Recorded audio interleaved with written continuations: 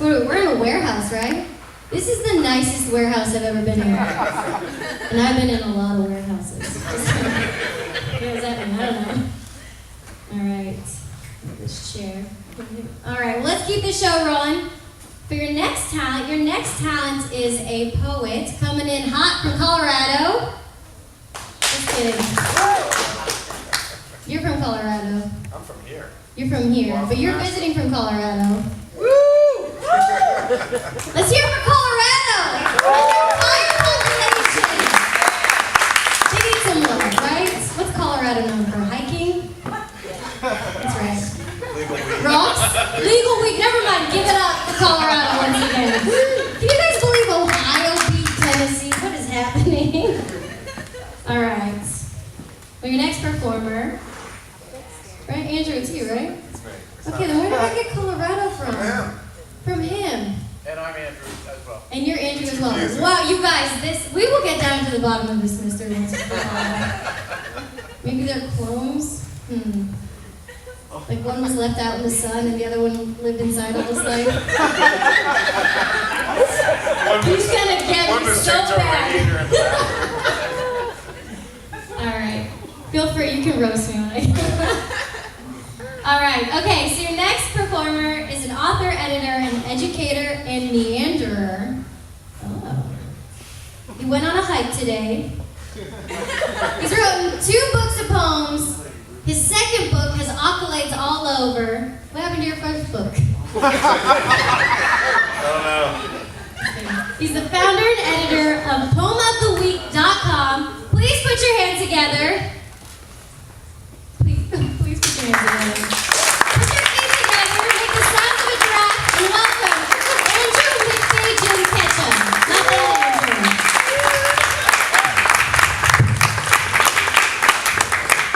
I don't have a hand this shape. This thing is way too low, so I'm trying to do some surgery. How do you, Little thing on the side, yep, twist and pull that whole pole up. that's what she said. Somebody actually said that's what she said. Oh, that thing. Yeah, that makes more sense. Okay, there we go. That'll work. Hey, what's up, everybody? What's up? So to clarify, I'm from Nashville, Tennessee, born and raised, which makes me some sort of unicorn, apparently. And my friend Andy, I'm Andrew. My friend Andy flew in today from Denver because I'm turning. It's like, no, I turned 38 today.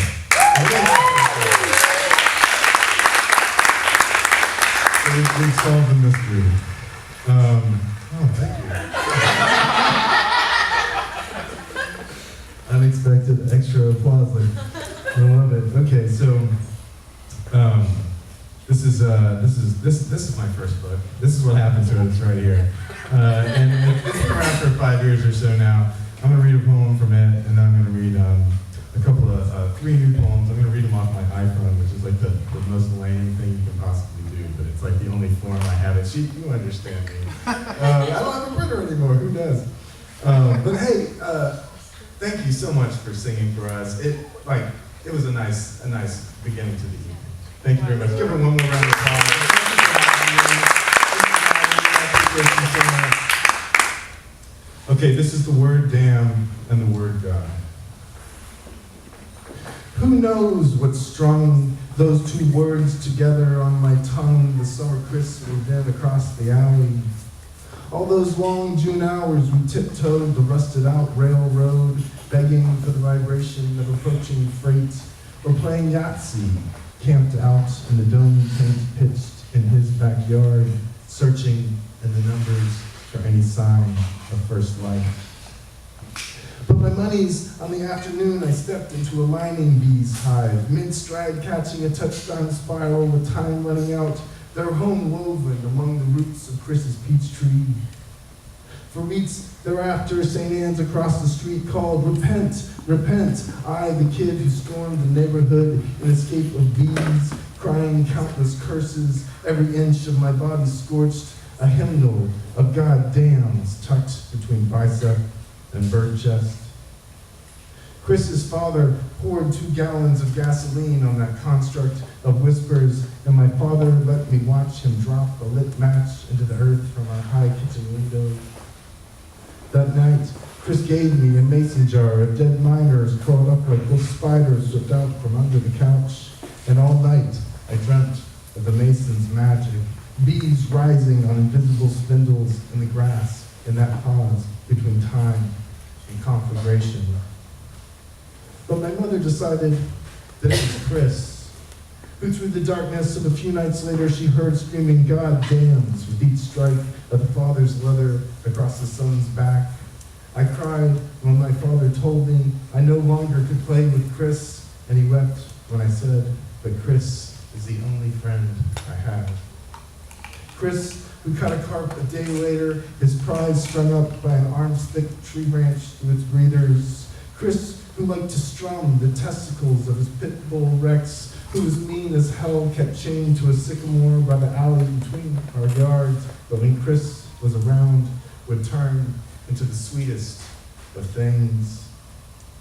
Chris, who I thought of this morning as fog lifted to reveal 3 acres of wheatgrass frosted silver reaching for the pole star like a bed of nails, and I was flung back to the day I stumbled from Chris's basement with a 2x4 rust nailed to my heel, Chris unhooking Rex's chain, the panic bitter in my mouth, my eyes squeezed shut, then the warm slap of Rex's tongue from foot to nail, from nail to foot, Chris and I bearing witness to the healing power of a dog's saliva as he rubbed Rex's balls, and Rex groaned as blood eased from my skin.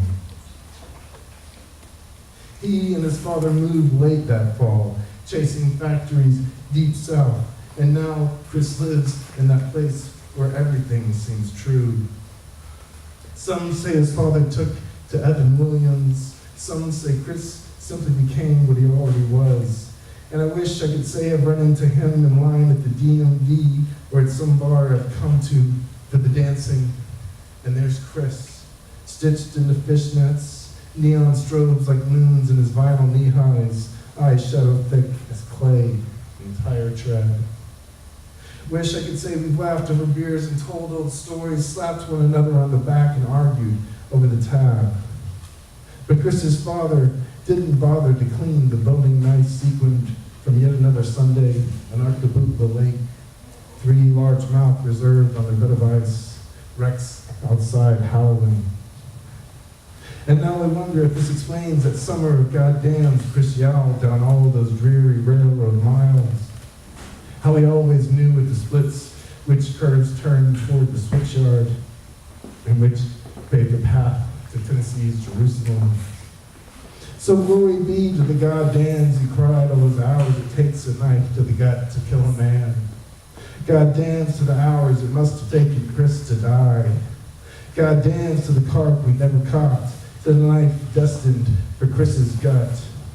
Goddams to all dogs too weak to loose their chains. Goddams to all the stories we do not tell, to all fathers angry with their sons.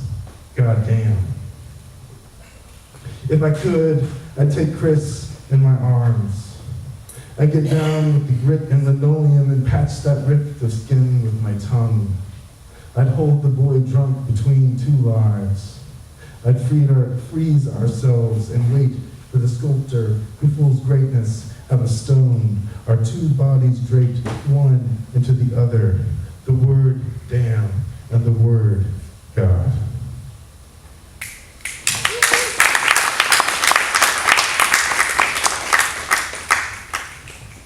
Thank you. I heard a preemptive clapping, which is actually completely okay because I wrote that poem like 8 years ago, okay? And in my poetic journey, and I'm turning a new age today. Why don't you say turning? I'm turning. I'm not sure what exactly it is, but sometimes your birthday feels like you're not really sure how to feel about it. Sometimes it feels like something new is coming and you finish one journey and you're starting another, and then you hear some really good music from somebody in the crowd. And you just start to, I don't know, feel like things are changing. And in my poetic life, things have been changing for some time. So for a long time, I was only good at writing like long poems, you know? And I mean, you could say that was a good poem or not, right? I think it's good, right? And, you know, it's long. And for the longest time, I've known that something I need to work on was writing shorter and more condensed and more like immediate and right there. So I'm gonna read 3 more, and these are much shorter. Do y'all know what an orb weaver is? I have to ask. It's a spider. It's a spider. It's you know, like every now and then you see that like big, amazing, beautiful thing, and there's that big, terrifying spider in the middle. Or if you read Charlotte's Web, it's about an orb weaver. It's just a particular type of spider. Well, this for the past like 6 months at my house, we've had this orb weaver like right in the like on the front porch doing its thing. So here's a brief poem that I wrote about that orb weaver. This is called The Orb Weaver's Song. Our orb weaver has passed on. Come spring, countless of her children will hatch from the eggs she left behind. A planet hovering in its cradle of silk, a womb suspended in the porch light's gleam. Does she sing, I wonder, to her little ones in her sleep? Do they sing back the unborn despite their dream?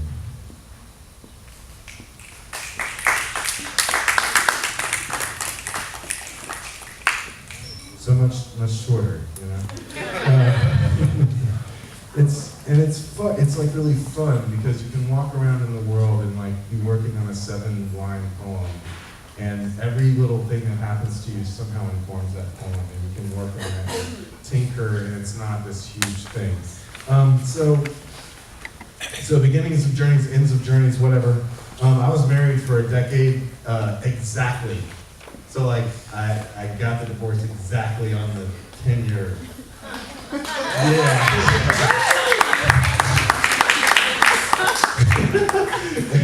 It's kind of fucked up. I mean, it's like literally, hey girl, I'm leaving, you know? Like, dang, you know, it's ice cold, as you could say.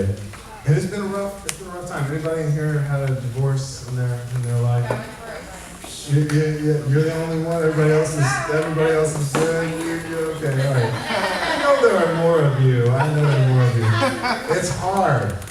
It really sucks. Like, it doesn't matter. Like, you know, it doesn't matter. So this poem I wrote on the first anniversary of my divorce, which is a weird anniversary. It's called On the First Anniversary of My Divorce. On the first anniversary of divorce, he wakes before light from difficult dreams. He rises from bed and thus from sleep. He drives to the Casey's for a black coffee and cigarettes, then on to the lake on the map to catch the cardinal's song. There, the last of the fog is burning off. A reed stretches so far from the bank, it nearly touches its reflection space. The heady scent of lilac enters and exits him. His heart opens and closes again and again. Why must I wait? He asks his face on the water. Why must I dream? He asks the face of his father. He'd woken before light after all from his dreams. He'd risen from bed and thus from sleep. He'd driven to the Casey's for a black coffee and cigarettes, then on to the lake on the map to catch the cardinal's song. There, he'd watched the last of the fogs burning off. A reed had stretched so far from the bank, it nearly touched its reflection space. The heady scent of lilac had entered and exited him. His heart had opened and closed again and again. Why must I wake? He'd asked his face in the water. Why must I dream? He'd asked the face of his father. He woke, didn't he, before the light from a dream? He rose from bed, did he not, and thus from sleep? He drove to the Casey's for a black coffee and cigarettes, then on to the lake on the map to catch the cardinal's song. There, the last of the fog was gone. A reed stretched so far from the bank, it nearly touched its fate. The heady scent of lilac became him. His heart beat again and again and again. Why must I wake? He asked his face on the water. Why must I dream? He asked the face of his father.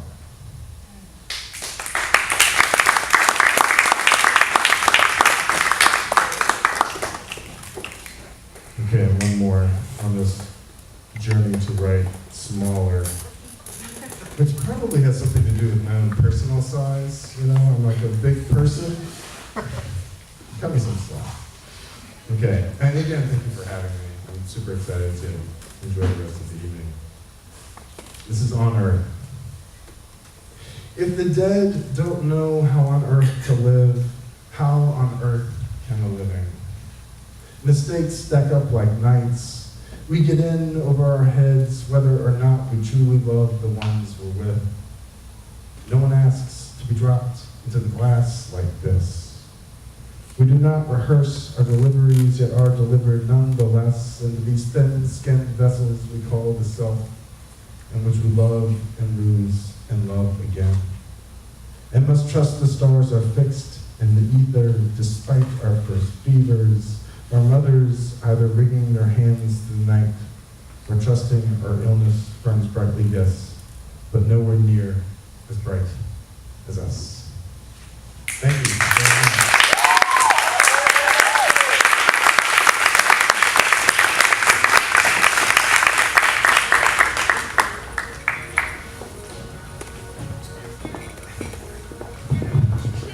Give it up for Andrew, not Andy, McFadyen-Ketchum. All right, well, I can see how you were courteous and how this marriage didn't work. What was I saying? That was so and I just cursed my own relationship. We're 5 years in. Great. I haven't been divorced, but my parents were. And so I have trust issues. Like, I will purposely put food in my teeth to see if my boyfriend says something. That's a good check-in, you guys. All right, we're gonna get this show rolling. Oh, am I cursed again? What happened? We undo it? This is a Freaky Friday, you guys, right? Oh, I switched spots. I'm now Andy. Get up there. From Colorado. Hey! Hey! Hey! Hey! I'm from Colorado. I like rocks, hiking, touching my luxurious hair, sitting on chairs with my feet up. That's all I got. That's all I got on him. And brushing my teeth. He has a lovely smile. Give it up for Andy's lovely smile. For being